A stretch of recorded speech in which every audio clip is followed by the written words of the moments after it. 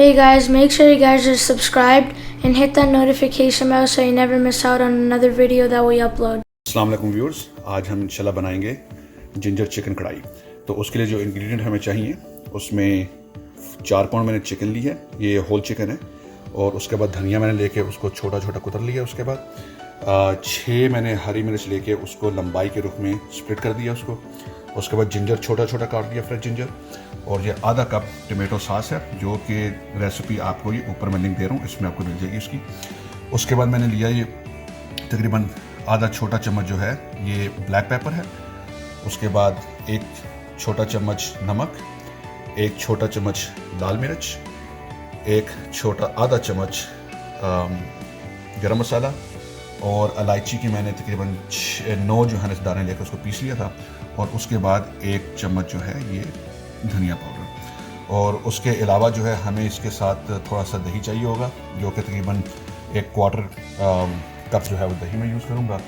اور آئل جو ہے وہ بھی ہمیں تقریباً 1/4 کپ چاہیے ہوگا. تو چلیں سٹارٹ کرتے ہیں. تو یہ آدھا کپ آئل لے کر میں نے اس میں رکھ دیا گرم ہونے کے لیے. اس کو تھوڑا ہم ہیٹ اپ ہونے دیں گے. اس کے بعد ہم اس کے اندر چکن ڈال دیں گے. آئل گرم ہو چکا ہے، اس کے ساتھ ہم چکن اس میں ڈال کے اس کو بھون لیں گے تھوڑا سا. آپ چمچ ہلاتے رہے ساتھ میں تاکہ یہ چپکے نہیں برتن کے ساتھ. آنچ کو تھوڑا ہائی پہ رکھیں جب تک کہ چکن تھوڑی سی براؤن نہیں ہو جائے.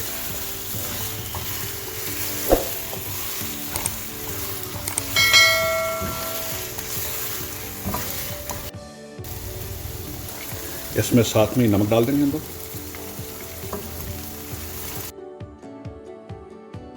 اس میں ہم 1 بڑا چمچ جنجر گارلک پیسٹ بھی ڈالیں گے، جو کہ میں آپ کو بتانا بھول گیا تھا شروع میں.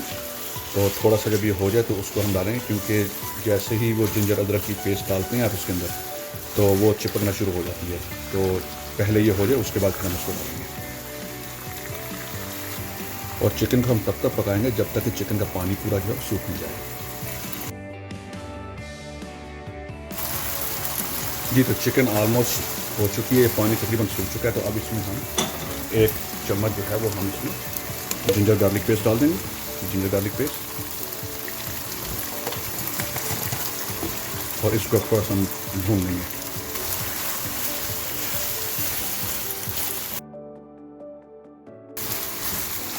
خیال رہے کہ نیچے چلے نہیں جنجر ادرک کا جو پیسٹ ہے.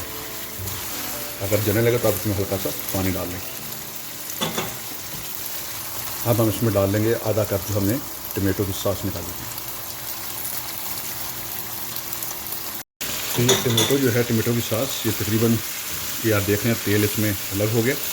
تو اب اس کے اندر ہم جو ہیں مسالے ڈالنا شروع کریں گے. یہ میں نے ڈال دیا گرم مسالہ،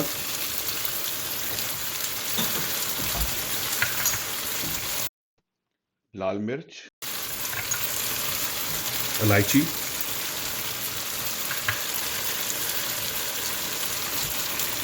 کالی مرچ اور دھنیا.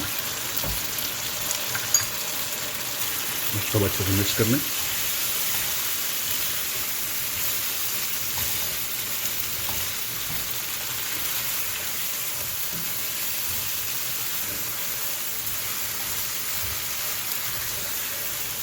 اچھا خیال رہے کہ اگر یہ لگنے لگے مسالہ تو اس میں ہلکا سا پانی ڈالنا ہے.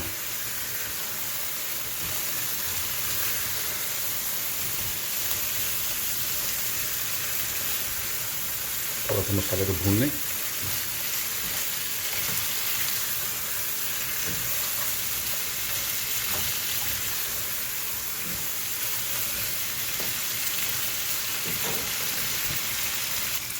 یہ مسالہ بھی اچھی طرح سے بھون گیا. آپ دیکھ رہے ہیں بالکل یہ الگ ہو گیا، اس میں آئل بھی اور یہ مسالہ جو ہے بالکل زبردستی سے بھون چکا ہوا.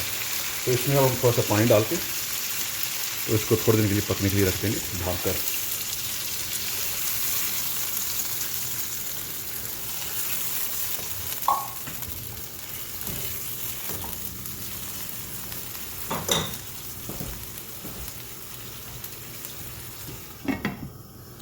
اس کو تھوڑے دن کے لیے ہم پکنے دیں گے. اس کے بعد پھر واپس آ کے دیکھتے ہیں. ہم اس کو تقریباً پکتے ہوئے 15 منٹ ہو چکے ہیں. تو آئیے دیکھتے ہیں. تو یہ چکن تو بہت زبردست ہو چکی ہے. اب اس میں ہم باقی کی گارنشنگ ڈال دیتے ہیں. یہ ہری مرچ جو اسپلٹ کی تھی، ایک بات میں بتاتا چلوں کہ جب آپ مرچیں کاٹے کریں یہ والی تو گلوز پہن لیا کریں، تاکہ اگر کبھی چہرے پہ یا آنکھوں میں ہاتھ لگ جائے تو کم از کم اس تکلیف سے آدمی جو ہے وہ نہیں پریشان ہو. تو یہ ڈال دیتے ہیں ہم. اس میں ہم جنجر ڈال دیں گے.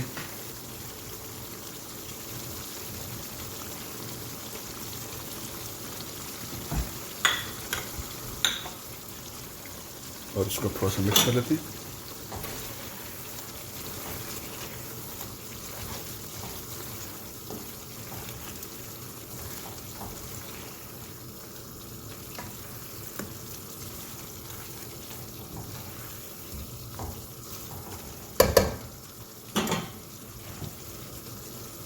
تھوڑی دیر اس کو پکنے دیتے ہیں، ہم تھوڑا ڈھان دیتے ہیں اس کو تاکہ خوشبو اس کی اندر ہی رہے زیادہ سے زیادہ.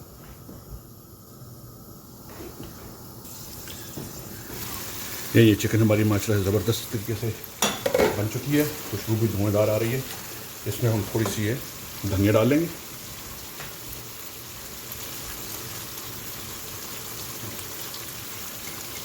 اس کو تھوڑا مکس کر لیتے ہیں اور اس کے بعد اس کو ہم پلیٹ آؤٹ کرتے ہیں.